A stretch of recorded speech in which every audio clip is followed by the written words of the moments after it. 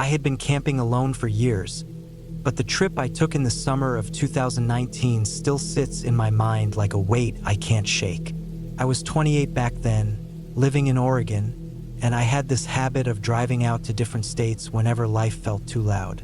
That July, I aimed for northern Idaho, somewhere quiet, somewhere with thick forests, long dirt roads, and enough isolation that I could hear my own heartbeat at night. I didn't expect anything strange. I didn't even expect to stay long. I just wanted to get away from screens, people, and noise. I drove for hours until the paved roads died out and the trees closed in around me. Tall pines pressed against the sky. The air got colder, and the sunlight felt thinner. I found a spot off a narrow dirt road, maybe 40 minutes past the last tiny town. It wasn't an official site, just a rough clearing with a fire ring made from old rocks. That kind of place always made me feel calm. Felt untouched, forgotten, simple. I parked my truck, turned off the engine, and let the silence settle. Felt like stepping into another world. The only sounds were the soft ticking of my cooling engine and the far-off hum of insects. I set up my tent near a fallen log and put my food in a bag inside my truck. I like to keep things neat. It made the forest feel less like a threat and more like a space I knew how to control. The first evening was peaceful. I walked around the area, checking the trees, the ground, the slope of the land. I liked knowing my surroundings. The forest floor was thick with needles and damp soil.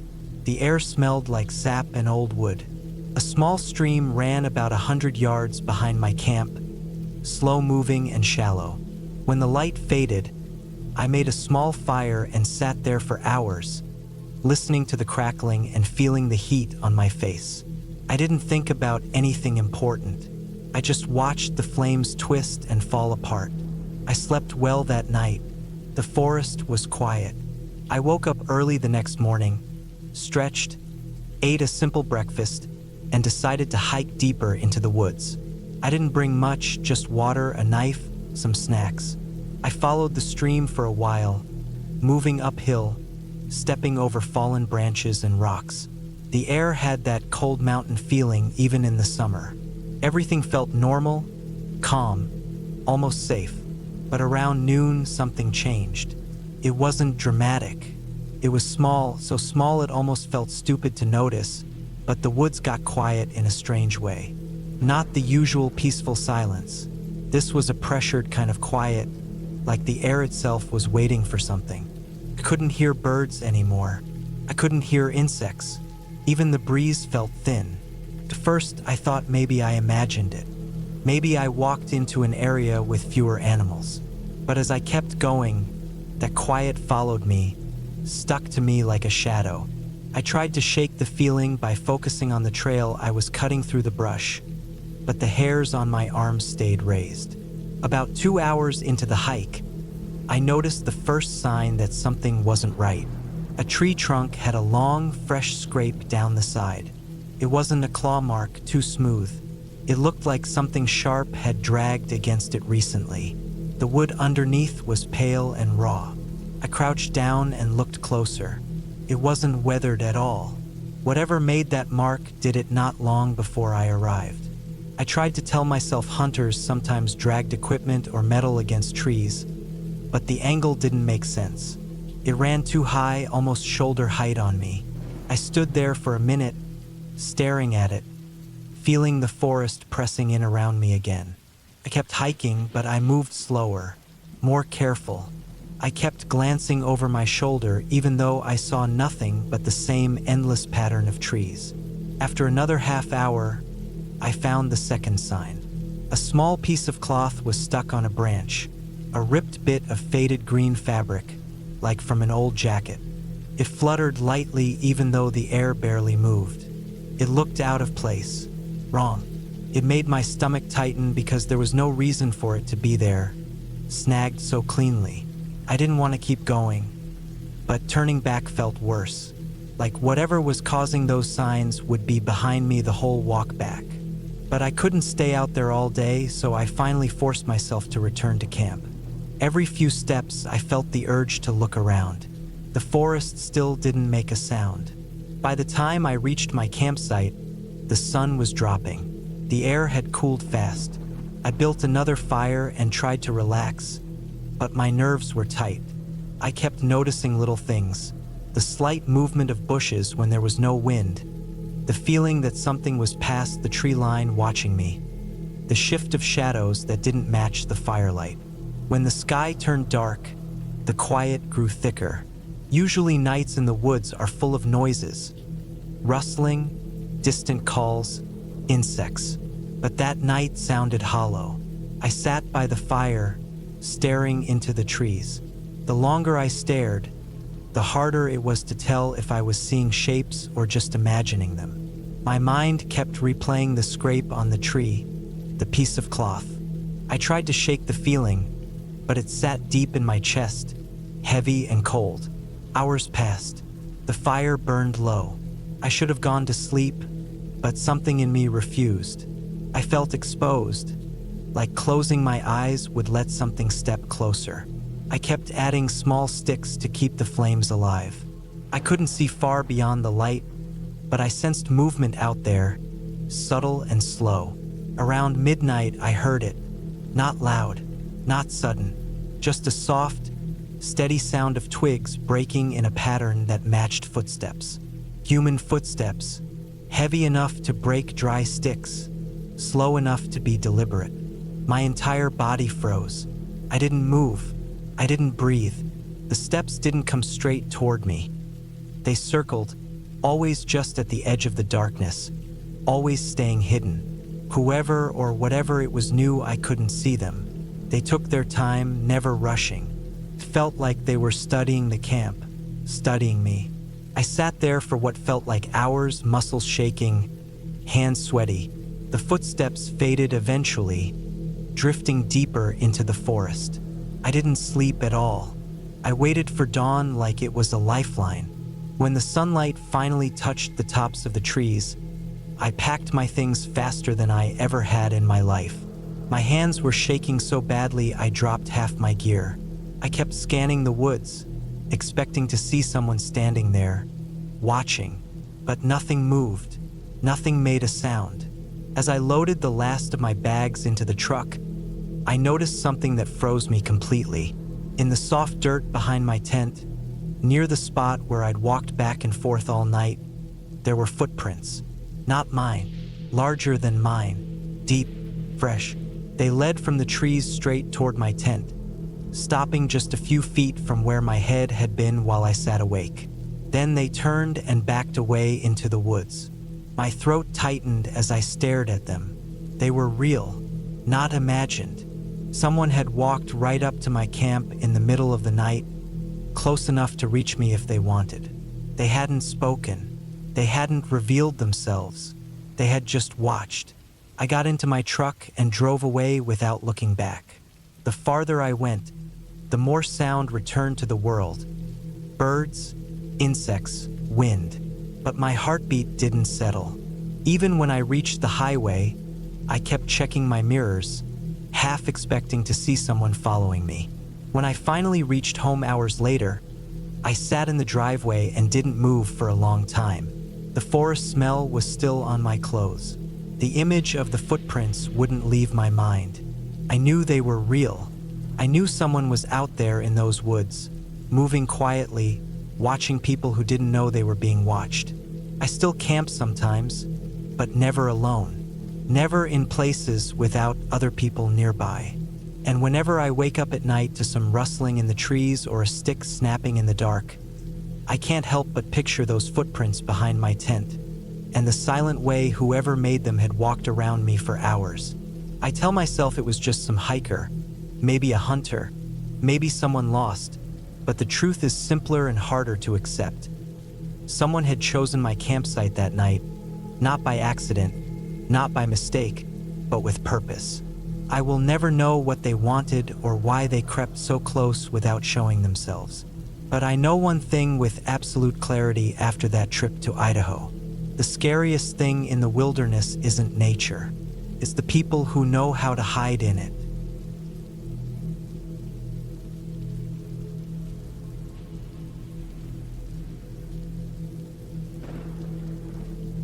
I went camping alone in northern New Mexico in late October of 2019. I was 26 at the time, and I had been trying to get away from screens, noise, and my busy routine. I picked a quiet spot near the edge of the Carson National Forest, a place I had only seen once on a map. The land there felt wide and empty, with long stretches of pines, open clearings, and dry ground that cracked under my boots. The air smelled sharp, like cold dirt and old wood. The sky looked endless even during the day. I parked my truck on a patch of flat dirt off a service road that barely looked used. The tires sank a little into the soft ground, and the sound of cooling metal popped in the quiet. I remember thinking how far away I was from everything. No cars, no other camps, no houses. Just silence and this dry wind that kept brushing past me like it had something to say. I set up my tent near a crooked pine tree with branches that twisted sideways as if they were reaching for something.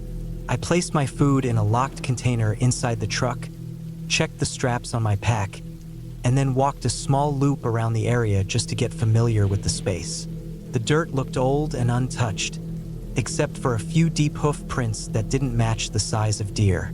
They were wider, almost rounder, like someone had stepped hard into the soil with a heavy heel.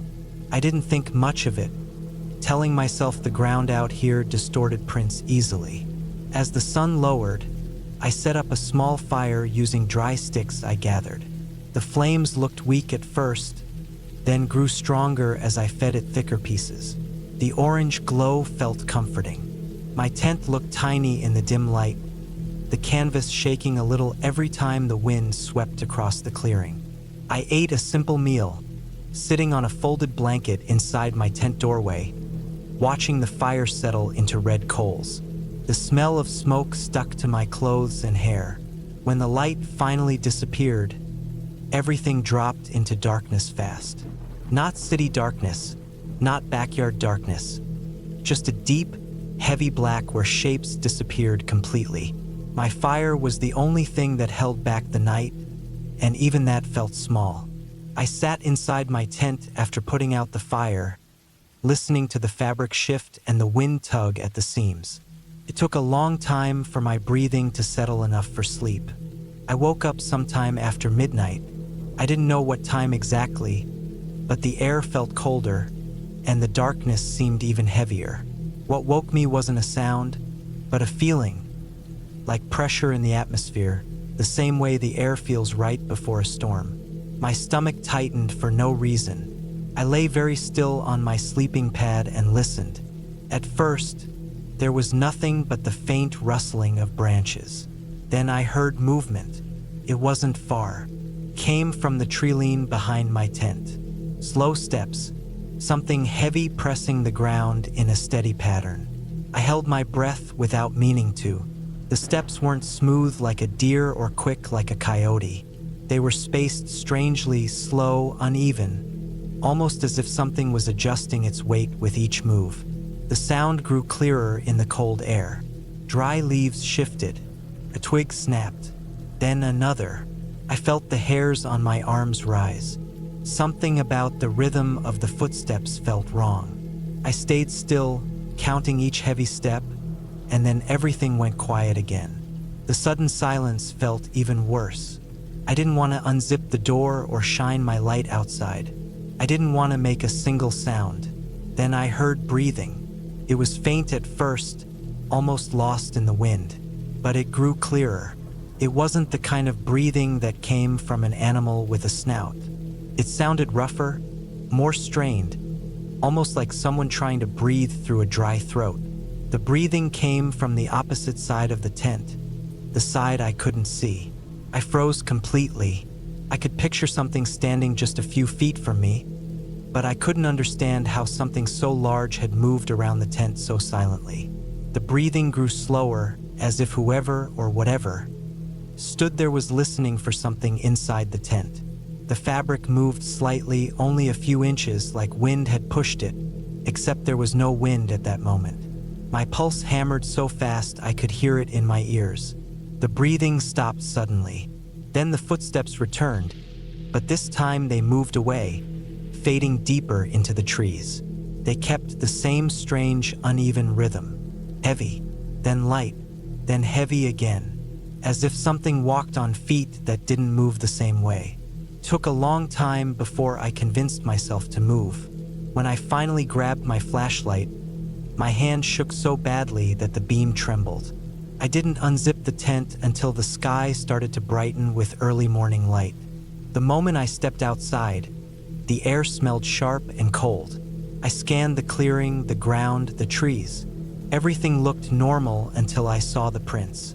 They weren't far from the tent, maybe 3 feet. The shape wasn't round like before.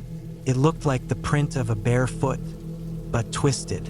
The heel was deep, almost like something had pressed down hard. The front half spread wide as if the toes were splayed unnaturally far apart. The shape didn't look human. It didn't look animal. It looked wrong, like something moving in a way it shouldn't. The prints circled the tent once, then disappeared into the trees. I stayed out there for a while, staring at them, trying to ignore the tight feeling in my chest. My first thought was that someone had tried to scare me, maybe a hunter or someone living off the land in these woods. But there was something in the prints that didn't match that. The spacing between them was long, almost too long for a normal stride. And the way some prints were deep while others barely touched the soil made me think of someone dragging their weight strangely. The longer I studied the ground, the more uneasy I felt. The silence around me didn't help. No birds, no rustling, nothing but still, cold air. I packed up faster than I ever have in my life. I threw my sleeping bag into the back of the truck, pulled down my tent without folding it properly, and kept looking toward the trees every few seconds. I kept feeling like something was watching me, not out of curiosity, but out of patience, like it knew I wasn't staying. When I finally got into the truck, my hands were stiff and cold. I locked the doors even though I knew how pointless that was in an open forest. The engine sounded too loud as it started, echoing through the trees. As I drove off the service road, I checked the rearview mirror again and again. I never saw anything move between the trees, but every shadow looked like something leaning forward, watching. When I reached the main road, I finally breathed out. The tension in my chest eased just enough for me to realize how tightly I had been gripping the wheel. My knuckles were white. The sky had brightened fully, but the morning light didn't comfort me the way I expected. I felt like something had followed me all the way out until the forest ended. When I got home later that day, I searched online for explanations. Large animals with deformed limbs, bears walking strangely, people living isolated in the woods. Nothing matched the shape of those prints or the way that thing breathed outside my tent. The closest thing I found were old stories people shared about strange figures in wooded areas. Stories passed down for generations. Stories about something that looked human but wasn't, something that copied the way people moved but never perfectly. Something people only whispered about. I didn't believe any of those stories before. I'm not sure I even believe them now. All I know is what I heard, what I felt, and what I saw that morning. I've gone camping many times in my life, but I've never gone back to that side of New Mexico. I haven't camped alone since either. The prints stayed in my mind for weeks. The shape, the size, the strange spreading of the toes. The sound of that slow breathing still comes back to me sometimes when I'm lying awake at night. I try to convince myself it was just an injured animal or someone passing through the woods. But deep down, I know it wasn't normal. It wasn't familiar. It wasn't right. The worst part is the thought that keeps returning to me. The thought I can't shake no matter how much time passes. Whatever walked around my tent that night wasn't just passing through. Came close because it wanted to understand me. It stopped breathing because it wanted to listen. And it walked away only because it decided not to do anything more. Not yet. I tell myself I left before it changed its mind.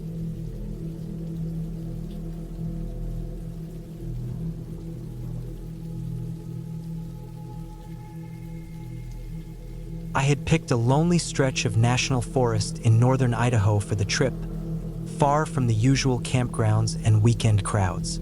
It was late September, just at the edge of the season when the nights began to feel sharp and unfriendly. I was 31, used to camping alone, and usually found peace in the silence of isolated places. I had brought simple gear, an old green tent, a sleeping bag that carried the smell of past trips, a heavy flashlight, and enough food for 3 nights. The plan was simple.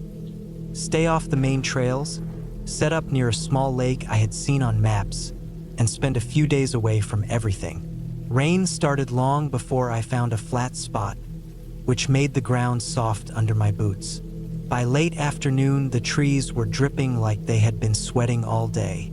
I found a clearing slightly above the lake, not too close to the waterline, but close enough that I could see its dark surface through the gaps in the trees.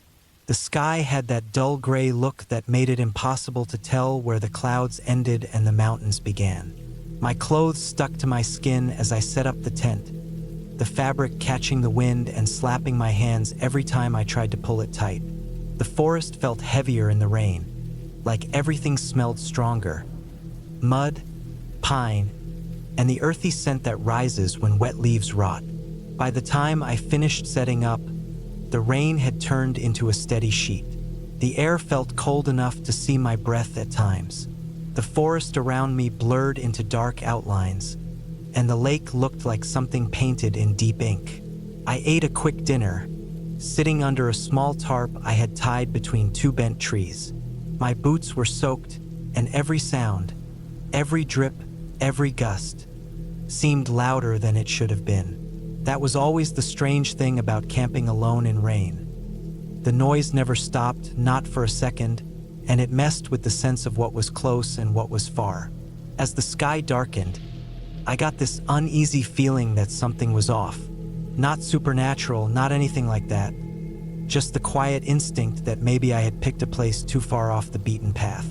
I couldn't shake the thought that no one would come out here unless they had a reason to avoid people.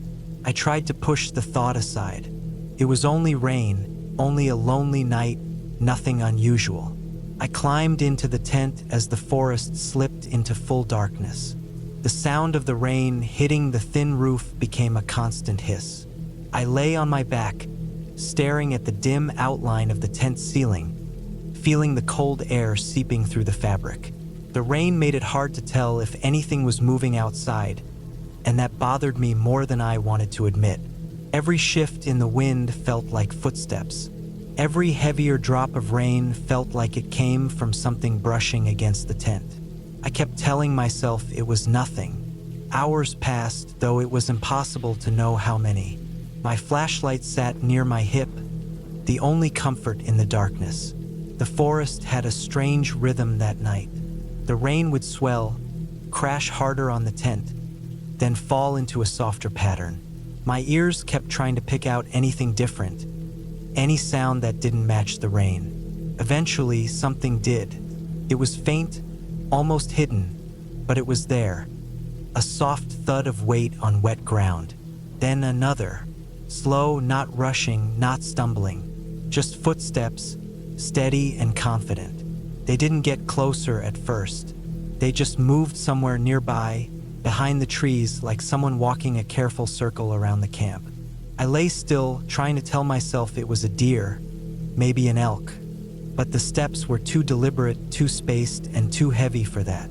I felt my chest tighten, the kind of fear that doesn't come from panic, but from slow realization. The steps paused. The rain filled the silence. Then a new sound drifted through, a long scrape, like something being dragged across wet earth. My breathing turned shallow. I gripped the flashlight without turning it on. I didn't want the beam to give away exactly where I was inside the tent. The dragging sound stopped. For a long moment, there was nothing but rain. I waited, not moving, barely blinking. Then something pressed lightly against the side of my tent. Not a strike, not a grab, just the faintest touch, enough to push the fabric inward an inch. I felt the pressure move slowly along the wall, like a hand gliding across it. The hair on my neck prickled so hard it hurt. My body wanted to jump up, but my mind told me that staying still was safer. The pressure disappeared. A few heartbeats later, the footsteps came back, but this time they moved farther away, still nearby, still aware of me, but now pacing somewhere just beyond the reach of my light. I stayed awake, keeping my ears focused on every sound, the tent feeling smaller by the minute. The fear wasn't loud. It was suffocating, patient, the type that builds because you know someone or something is watching and waiting. At some point, the footsteps stopped completely, and that was almost worse. I couldn't hear anything but rain and wind. My eyes stayed open for hours, staring at the faint movement of the wet fabric swaying. The night dragged on so long it felt endless. Eventually, I drifted into a light sleep, more like passing out from exhaustion than actually resting. When I woke, the tent was faintly lit by early morning gray. The rain had stopped, leaving the forest silent in that eerie way it gets after a night storm. My body felt stiff, and a layer of cold dampness had settled over everything. I unzipped the tent slowly, letting the smell of wet pine hit me first. The clearing looked different under daylight, less threatening, but still strange. The ground around the tent was covered in footprints. They were human, barefoot. The mud held the shape clearly. Long, narrow impressions with toes pressed deep. Whoever had walked around my tent had circled it more than once. There were also long marks where something had been dragged, a branch or maybe a piece of gear. The prints weren't tiny, but they weren't oversized either. Just ordinary adult feet, which somehow made it worse. There was nothing supernatural about this. Someone had been out here in the rain, walking barefoot in the cold, and had decided to come right up to my tent in the middle of the night. I felt a wave of nausea roll through me. I scanned the trees, looking for movement. Nothing. No sounds. No sign of anyone. I checked my gear. Everything was still there, but a few yards away I found a thin, freshly cut branch with its end sharpened to a point. It had mud on one side, like it had been dragged. I didn't waste time packing. I shoved everything into my backpack, half-zipped the straps, and tore down the tent without checking if I was folding it right. The sun hadn't fully risen, and the forest still held the cold bite of the night. I kept looking over my shoulder as I walked, ears tuned for any sound behind me. Every shadow between the trees made me speed up a little more. The hike back to my truck felt like the longest walk of my life. The rain had turned the trail into a slippery mess, but I didn't stop. Not until I reached the gravel road where I had parked. The truck looked exactly how I had left it. Cold, wet, and lonely in the gray light. I threw my gear into the back and got in, locking the doors the second I sat down. When the engine started, that sound was the first thing all night that felt like safety. I drove until I reached the highway, and only then did the fear start to loosen its grip. But the uneasiness never fully left. Even now, I think about those footprints, the clear bare ones circling my tent, the slow, steady steps in the rain, the hand-like pressure pushing the fabric inward. Someone had been out there, close enough to touch me through the thin wall of nylon. Someone had walked barefoot through cold rain in the middle of nowhere, watching me for hours without saying a word. I never went back to that lake, and I don't camp alone in deep forests anymore. Not because of ghosts or monsters or anything like that, but because the most frightening thing I've ever felt came from another human being. One I never saw, but who came far too close in the darkness of a rainy night, with nothing but a thin tent layer between us.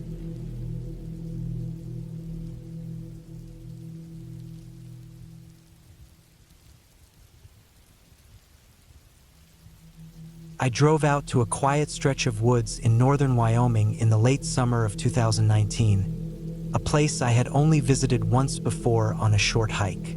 I had been working too many hours back then, and I needed a break from everything: noise, traffic, people, screens, all of it.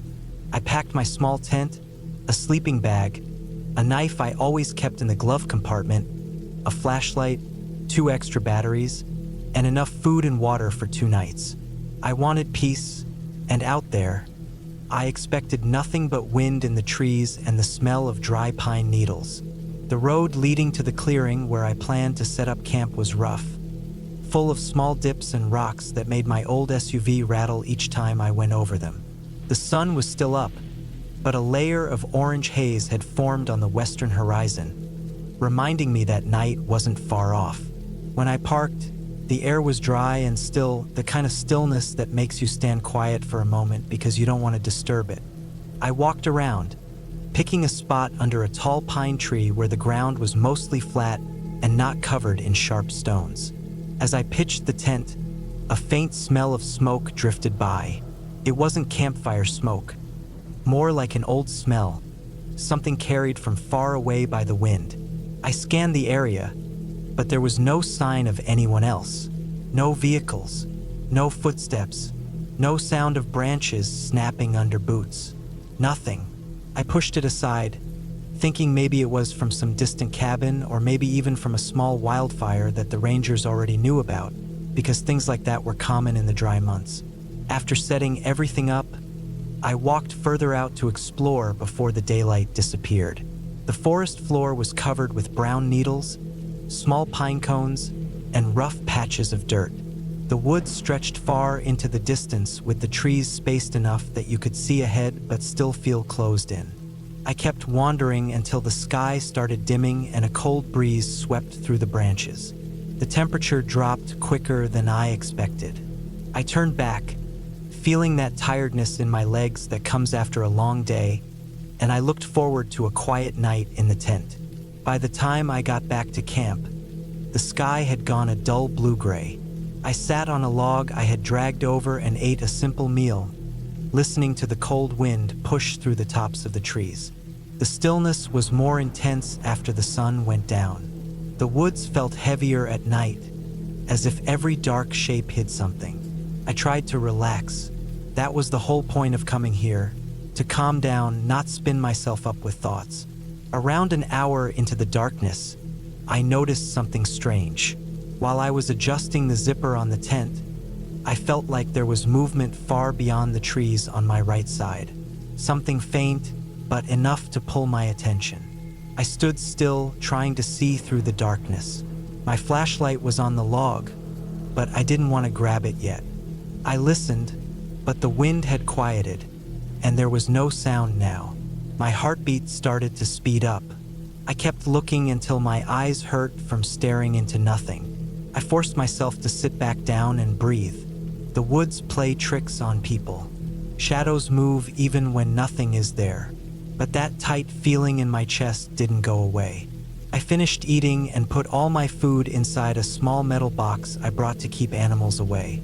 The moment I fastened it shut, a sudden crack echoed through the trees. Something stepping on a branch. Not an animal scurrying. Not a small snap. It was heavy, slow, intentional. I felt my throat tighten. I grabbed the flashlight and didn't turn it on. I just held it, waiting, bracing myself. I stood behind my tent. I waited for another sound, but none came. Everything went silent again. Too silent. After a while, I crawled inside the tent. I zipped it up slowly, trying not to make much noise. I laid down, staring at the thin nylon above me. The wind had stopped completely. I kept replaying the sound in my head. A person steps differently than an animal. A person puts weight differently. The sound had too much pressure in it.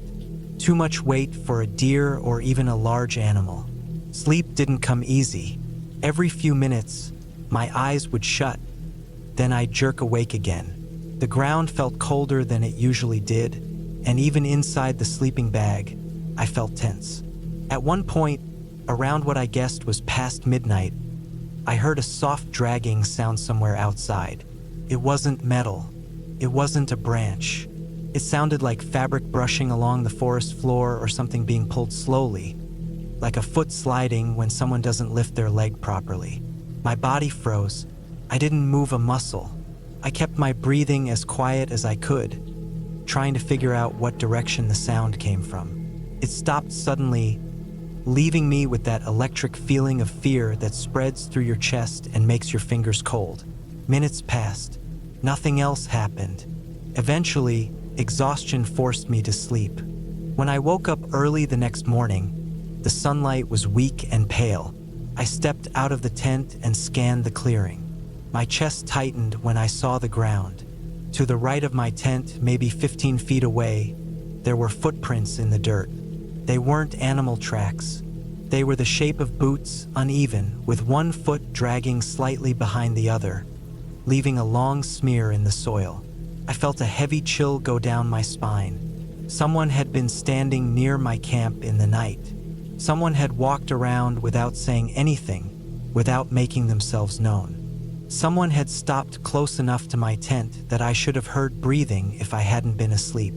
The footprints came from deeper in the woods, wandered around the edge of my clearing, circled my tent once, then disappeared back the way they came. I looked at the trees in that direction, feeling suddenly watched.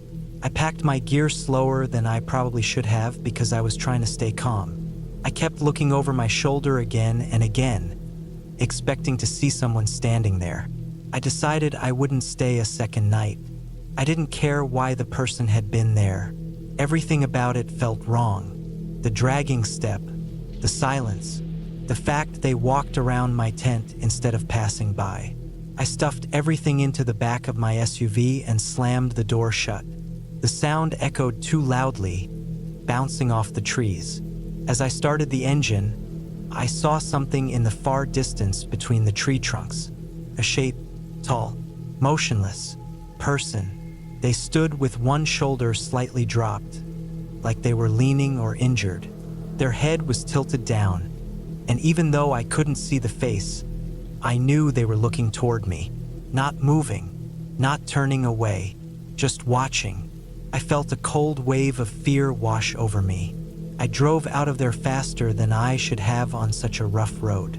The whole time, I kept checking the rearview mirror, seeing only the dusty trail rising behind me. No figure following, but that didn't calm me. My hands were shaking on the steering wheel. My heartbeat felt sharp in my chest. Even miles away from that place, I could still see the shape in my mind. I could still imagine that dragging step moving closer to my tent while I slept, knowing someone was out there circling around me with no purpose that made sense. When I finally reached the highway, I pulled over and sat there for a long time with the engine running, breathing hard, trying to steady myself.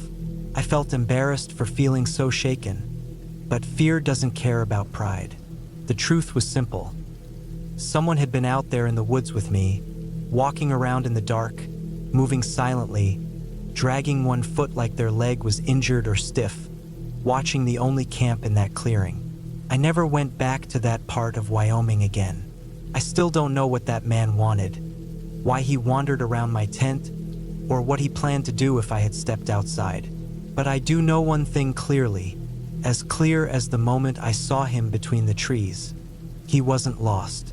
He wasn't curious. He had been standing there on purpose, and he had been watching me long before I ever noticed him. I think about that dragging step sometimes, especially at night. The way the sound moved slowly, with patience, like the person knew they had all the time in the world. And every time I remember it, the same thought comes back.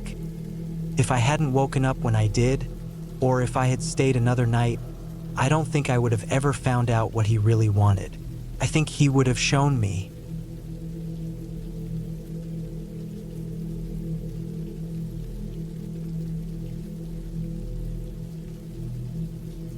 I remember it like it was yesterday, even though it was 10 years ago. It was the summer of 2015, and I was 27. My dog, a golden retriever named Cooper, was with me, and I decided to take a solo camping trip into the mountains of western Montana. I needed some time away from the city, away from people, away from everything, and I thought the woods would give me that peace. I'd been camping plenty of times before, but this trip felt different from the start, even as I loaded my gear into my old Toyota Tacoma. I arrived late in the afternoon, the sun already leaning toward the horizon. The trailhead was quiet, almost unnaturally quiet, with only the faint sound of wind brushing through the pine needles. Cooper was restless as soon as I opened the truck door. He sniffed the air, ears perked, tail wagging, but there was a tension in him too, a kind of unease I hadn't seen in him before. I shrugged it off as excitement. Dogs always got anxious in new places.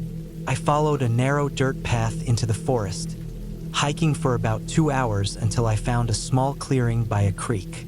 The creek wasn't much, just a trickle of water running over smooth stones, but it was enough to justify setting up camp. I pitched my small, olive green tent and stacked some firewood nearby. Cooper wandered along the edge of the clearing, sniffing and marking the trees, but he kept glancing back at me, almost like he was warning me about something I couldn't see. As night fell, I lit a fire, the flames casting dancing shadows across the clearing.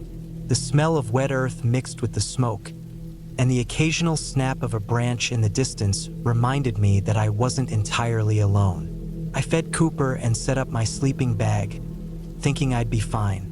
But as darkness settled in, the forest seemed to come alive in a way that was impossible to ignore. Every rustle of leaves, every distant crack, sounded amplified, and Cooper refused to lie down, pacing in circles around the tent. Around midnight, I started hearing it, a low, scraping noise from deeper in the forest.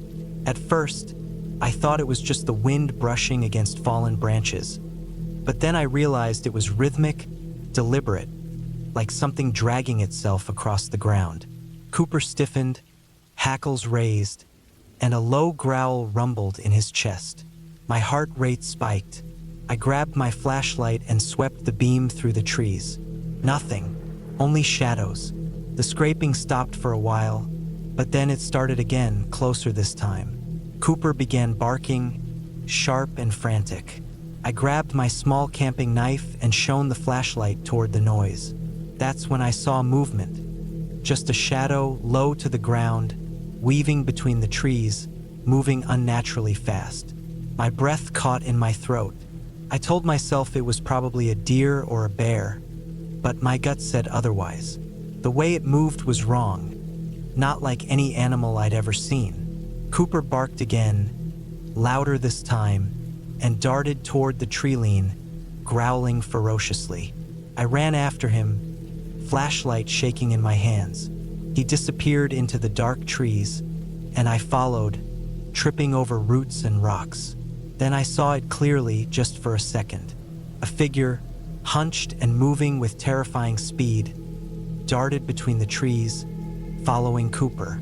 My mind screamed at me to grab him and run, but I froze for a moment, trying to comprehend what I was seeing. It wasn't a person. Not really. It was something wrong. Cooper's bark turned into a high-pitched whine, and then silence. My stomach dropped. I ran faster, calling his name, my voice shaking in the cold night air. Then I heard a faint yelp, followed by another bark, relief mixed with fear. I followed the sound and found Cooper tangled in some low branches, growling at a shadow just beyond the edge of the moonlight. I didn't see it clearly, but I saw enough. Eyes reflecting the flashlight beam, low and menacing, and a figure crouched unnaturally, too tall to be an animal but too wild to be human. I grabbed Cooper, pulling him out of the branches, and ran back toward the clearing as fast as I could. I didn't stop until I was back by the tent, slamming the flap closed and grabbing my fire poker. I lit the fire again, piling on logs until the flames roared. Cooper huddled at my side, shaking, but alert, eyes locked on the tree lean. The scraping and rustling had stopped, but I knew it hadn't gone far. I didn't sleep much that night. Every little sound made me jump. Cooper refused to lie down and stayed close, ears pricked, growling at shadows that I couldn't see. By morning, I was exhausted, but daylight brought some comfort. The forest looked normal again, peaceful even, with sunlight filtering through the trees and birds chirping. I packed up as fast as I could, keeping an eye on the treeline the whole time. Cooper stayed alert, refusing to let his guard down. On the way back to the truck, I found signs that confirmed my fear. Deep claw marks gouged into tree trunks, tufts of dark fur caught on branches, and footprints that were neither human nor entirely animal. My stomach churned, but I kept moving. I didn't look back until I was miles down the road, finally able to relax in the safety of my vehicle. Cooper licked my face, exhausted but alive, and I hugged him tightly, promising him silently that we would never come back to this forest. Even now, years later, I can't explain what I saw. People have told me it was a bear, maybe a large cat, or even just my imagination fueled by isolation and fear. But I know what I saw. The way it moved, the way it watched us, it wasn't natural. And Cooper's behavior confirmed it. He's a calm, loving dog, but that night he acted like he was facing something truly dangerous. I still go camping, but never alone, and never in Montana. I've learned to respect the signs animals give you, to trust your gut even when logic tells you nothing is there. That night changed the way I see the woods, the way I see silence, and the way I see shadows. I still hear the faint sound of scraping in my dreams, the sound of something watching, always just beyond the light. And I know if I ever return to those mountains, I would not be alone, and neither would Cooper.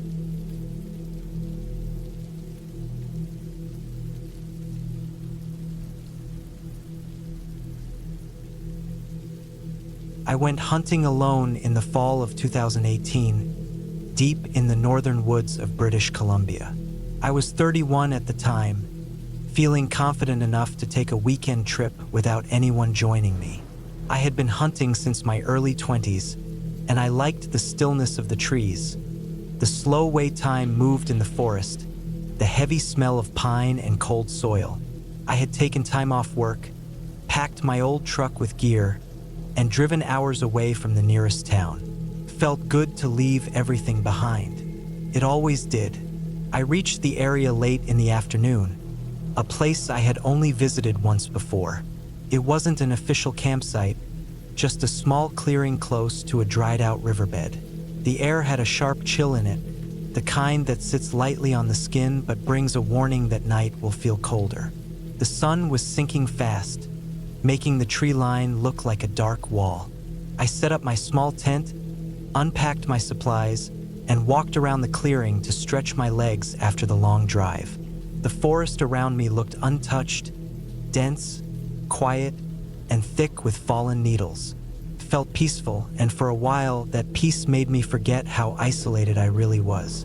I planned to hunt early the next morning, so I ate a simple meal, checked my gear, and crawled into my tent just as the sky turned purple.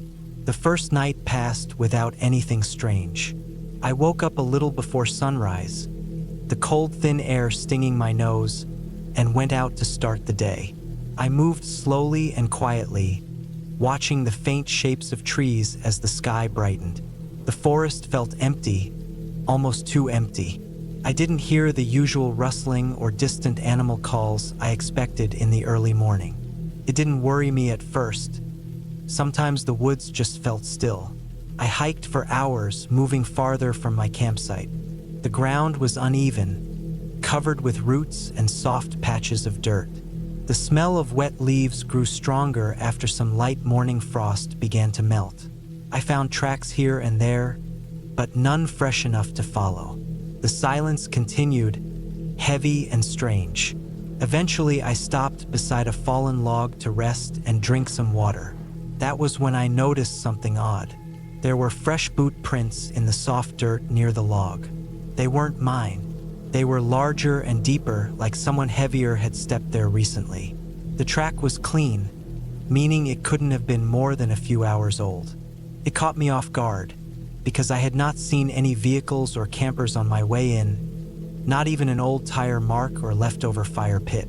The place was far from the usual hunting spots. It was the kind of area people only reached if they knew the land well. I stood there for a moment, listening, The forest stayed quiet, almost too quiet. I looked around, scanning the tree line, but nothing moved. I tried to brush it off. Maybe another hunter had come through at dawn. Maybe someone passed by and kept going. It was possible. Still, something about the depth of the prints bothered me. They sank deep into the soil, deeper than mine, and the stride looked wide, like whoever walked there had unusually long legs. I tried to continue hunting, but my focus kept slipping. I checked over my shoulder more often, listening for anything unusual. Hours passed with no sign of any animal, no movement at all, nothing but the crunch of my own boots. Around late afternoon, I turned back toward my camp. The walk back felt different. The trees seemed closer together, and shadows stretched long across the forest floor. The cold settled into my clothes even though it wasn't yet evening. When I reached the clearing, something in my stomach tightened. My tent was still there, but small details looked slightly off.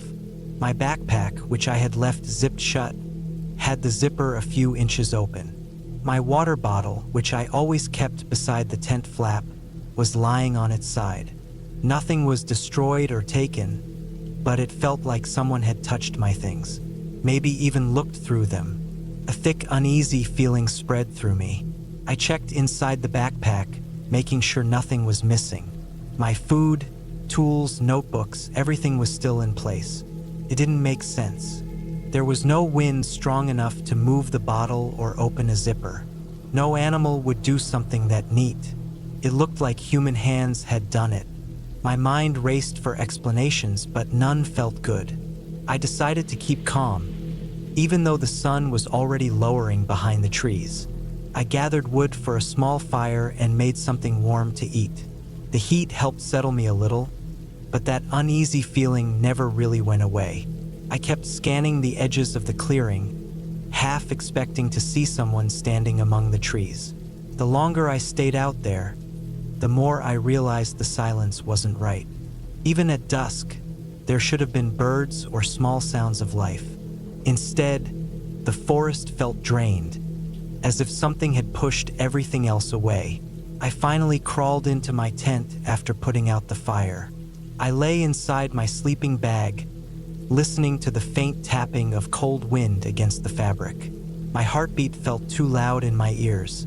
Hours passed slowly. I couldn't fall asleep, and around midnight, I heard the sound. It was the soft snapping of a branch, light but deliberate, too heavy to be a rabbit, too precise to be the wind. The sound came from the trees to the right of my tent. Then another, one slow step, then another. The footsteps were steady, careful, as if someone was trying not to make noise. The forest stayed dark, but I felt every hair on my body stand up. I didn't move. I didn't breathe too hard. I just lay there, staring at the roof of the tent, feeling the cold push deeper into me. The footsteps stopped near the edge of the clearing. For a long time, nothing happened. I couldn't tell if whoever or whatever was out there had left or was still standing completely still. Minutes dragged into what felt like hours. At some point, I must have dozed off from exhaustion, because I woke up suddenly to pale morning light, my heart racing like I had been running. I got out of the tent quickly, scanning the clearing. The ground near the trees was disturbed. There were footprints, fresh ones, larger than mine, the same size as the prints I had seen earlier that day. They circled the clearing once and then led back into the woods. They had come close, too close. I felt a cold pressure in my chest as I stared at them. That was enough. I didn't pack slowly or calmly. I grabbed everything with shaking hands and threw it into the back of my truck. The sky was overcast, giving the morning a dull gray color that made the forest look even more lifeless. I kept checking the trees as I worked, feeling watched every second. I didn't see anyone, but the feeling never left. When I finally slammed the truck door shut, I took one last look at the clearing. The tracks were still visible, leading back into the heavy trees, disappearing into the darkness between them. I didn't want to know where they went. I didn't want to wait to see if the person would come back. I turned the key and drove out of there as fast as the uneven dirt path allowed. The farther I got from the forest, the easier it became to breathe. The silence behind me felt heavy, like whatever had been watching me was still standing there, listening to my truck fade away. Even once I reached the main road, a part of me kept checking the rearview mirror, expecting to see someone following me. But no one did. Back home, I replayed everything in my mind over and over. The strange footprints, the subtle changes in my camp, the silent forest, the slow footsteps in the night. It took days before I could sleep normally again, and even now, years later, the memory still unsettles me. I never went back to that area. I told myself there was no reason to return. There were plenty of other places to hunt. And deep down, I knew the real reason. Something or someone had been out there with me. Something entirely real and entirely human. Something that stepped close to my tent in the darkness and stood just far enough away to stay unseen. I still don't know what they wanted. Maybe nothing. Maybe everything. Maybe just the sick thrill of watching someone who didn't know they were being watched. I only know one thing for sure. If I hadn't left that morning, I don't think I would have walked out of those woods at all.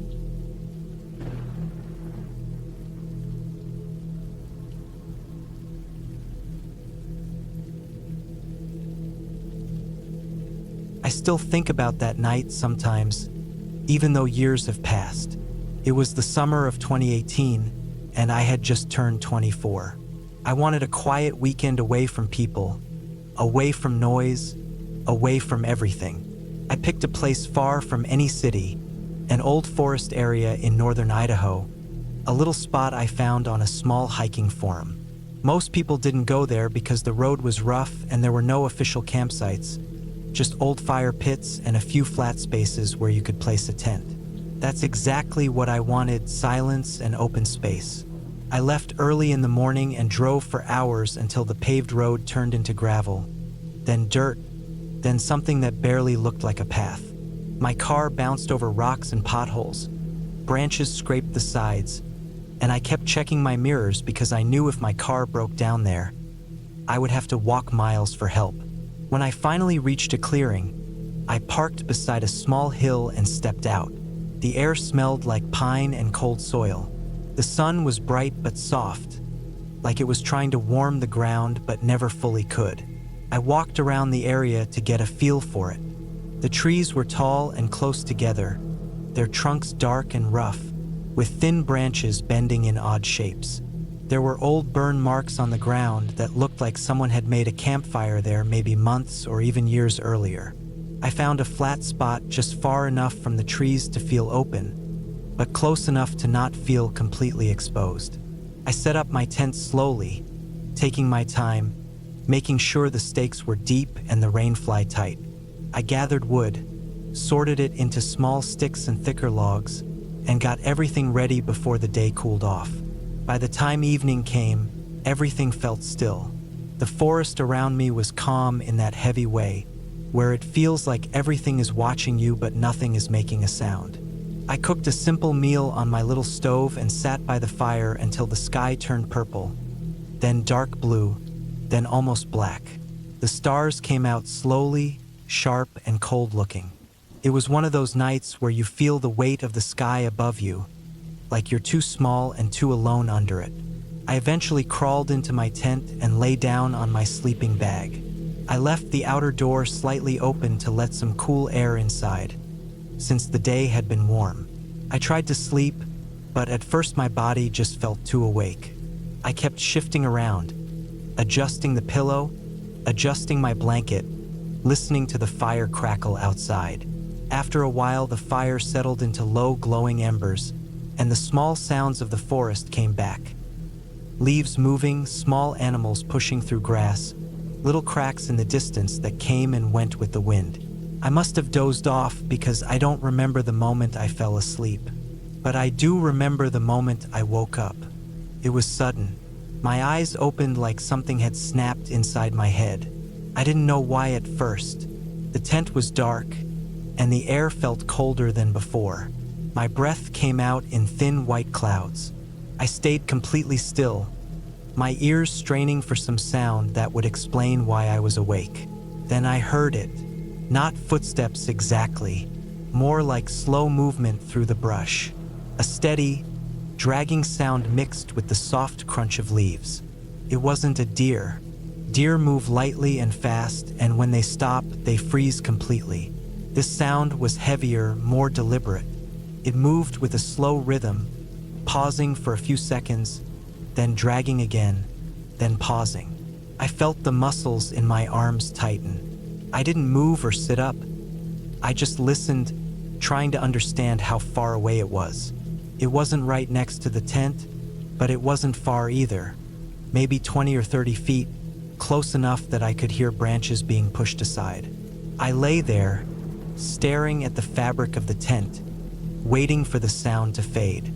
But it didn't fade. It circled. I didn't want to believe that at first.